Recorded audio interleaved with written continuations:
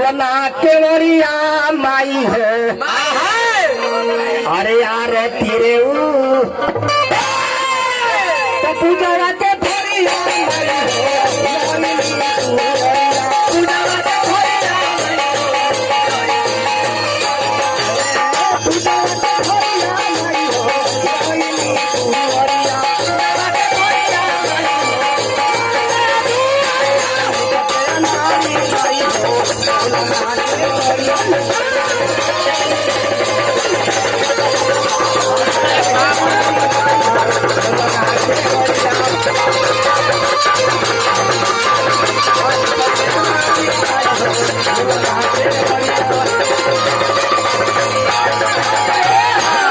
अच्छा भैया हमने कवि जी की तरफ से बहुत बहुत 1000 रुपया का पुरस्कार बा यहाँ के फिल्म आ रहा बा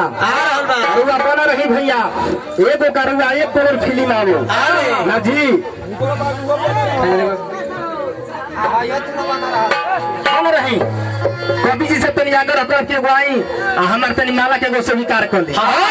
कवि जी आगे